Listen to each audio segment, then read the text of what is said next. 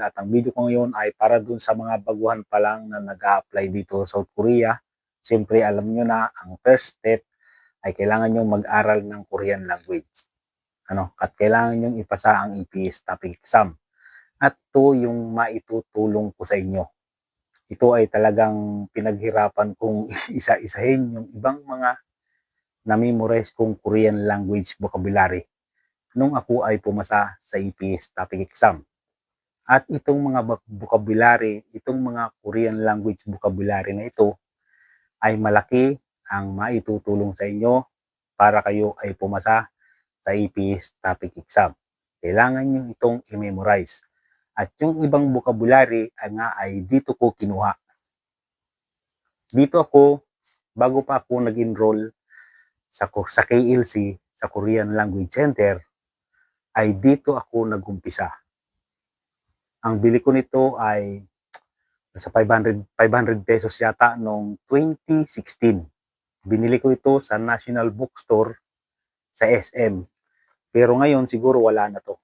Ayan o. Kompleto ito. May mga mock test pa dito. Reading nga lang, ayan. Yan. Ayan. Simula bawal sa consonant, sa mga conjugation.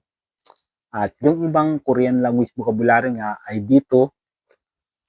Ito yung libro na pinag-aralan namin sa HTC sa Cavite. Ayan. Book 1 ito. Pero pwede naman kayong nakikita nyo dyan. Ayan. At pwede naman kayong dun sa mga self-study ay pwede nyo namang i-download sa website ng DMW yung book 1 at book 2. Tandaan ninyo, nasa book 1 at book 2 lang umiikot ang tanong at ang sagot. Diyan lang yan. Kapag na-memorize niyo yung mga vocabulary sa book 1 at book 2 na yan, ay malaki na ang tsansa ninyo na pumasa sa EPS topic exam. At karamihan din naman dito sa mga to, pareho lang din naman ang mga vocabulary. Yung sa book 1 at book 2 at dito sa mga to, pareho lang ang mga vocabulary na nandyan. Ang punto lang dito, kapag hindi niyo, halimbawa, napakahirap naman kasi i-memorize lahat ng vocabulary sa book 1 at book 2 na yun. Napakadami nun. Paswertihan na lang din talaga kung ang na-memorize nyong vocabulary ay yung karamihan ay lalabas sa EPS topic exam.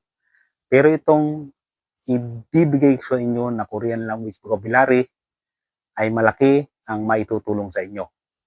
Dahil nga yung iba, yung mga nag-uumpisa pa lang mag-aral ng Korean language, ay nalilito sila kung alin ang kanilang uunahin. Doon sa mga natututo pa lang na magbasa, ay ito ang kailangan nyo i-memorize. At i-screenshot nyo na lang mga kabayan yung ipapakita ko mamaya sa video at isama nyo itong 100 verb tapos itong mga vocabulary na ito, isama nyo din yan para mas maganda at mas kumpleto. Kayo nang bahala kung gusto nyo ng flashcard o familiarize, basta kung saan kayo komportable para mag-memorize ng vocabulary, ay yun yung gawin ninyo.